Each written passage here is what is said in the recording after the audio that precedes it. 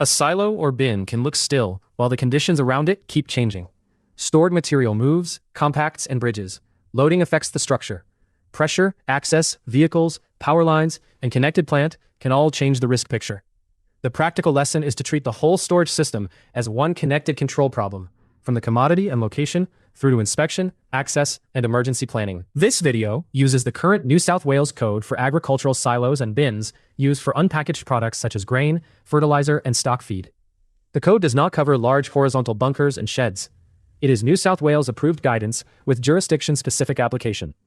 Do not treat it as binding law throughout Australia.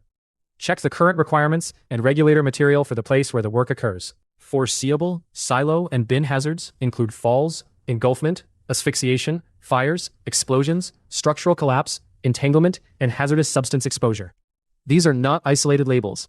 A change in stored material can affect flow. A blocked or bridged condition can change exposure. Access can bring people closer to height, atmosphere, or machinery risks. Keep the hazards connected when the work is planned and reviewed. Planning should address commodity compatibility, flow behavior, compaction, corrosion, and storage duration. It should also include safety features that reduce confined space entry and work at height risks. The diagram is deliberately generic. It does not select a silo, predict material flow, or confirm a safe design. It shows the approved planning factors that need to be considered together for the actual storage task. Siting should consider level and well-drained ground, suitable foundations, safe vehicle and pedestrian access, traffic management, and separation from overhead power lines and underground services. The map on screen is not a site layout or engineering assessment. It contains no distance, clearance, foundation detail, or traffic instruction. It shows why the location, access, and surrounding services belong in the same planning conversation. Structural collapse risks include overloading, crusted material collapse, uneven foundation settlement, vacuum formation, and pressure problems. The approved controls include daily checks and following manufacturer or supplier specifications.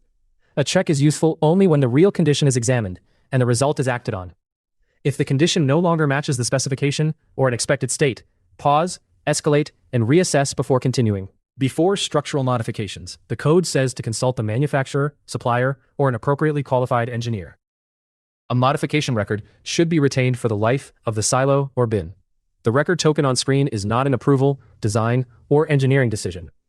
It illustrates the relationship between competent advice, the actual modification, and a record that remains connected to that silo or bin. Safe design should eliminate or minimize internal access and favor safer access methods. The code lists ground-level access ahead of platforms, stairs, and ladders. This is a control hierarchy, not an access design for a real workplace.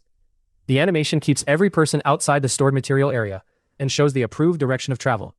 Reduce the need to enter or work at height before relying on more exposed access methods. For confined space entry, the New South Wales Code requires a competent person written risk assessment and entry permit, continuous communication, safety monitoring, and a suitably trained standby person outside the silo or bin. This video does not provide an entry procedure. It shows no person entering stored material, bridged product, or operating machinery.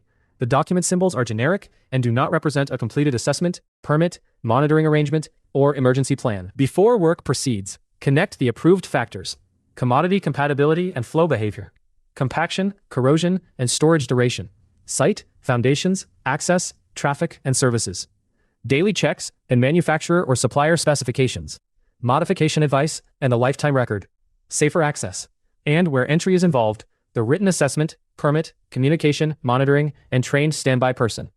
If key information is missing, changed, or inconsistent, stop and escalate, rather than treating a generic document or diagram as confirmation. This is practical education based on current New South Wales approved guidance with jurisdiction-specific application. It does not reproduce the code in full, and local requirements vary. Check current regulator material for the jurisdiction where the work occurs. Site conditions, plant design, commodity characteristics, and work methods can require additional controls and documents. The generic visuals are not a site-specific design, structural or engineering decision, confined space assessment or permit, inspection certificate, emergency plan, or completed evidence. Documents alone do not complete operational duties. Implementation, consultation, training, controls, records, and evidence remain necessary. This video gives no confined space entry procedure, no numeric limit, and no technical operating instruction, and it guarantees no safety, compliance, injury, enforcement, audit, or legal outcome. Plan the storage system, keep the connected controls visible, and reassess when conditions change. Get started free. https App, bluesafeonline.com.au, register.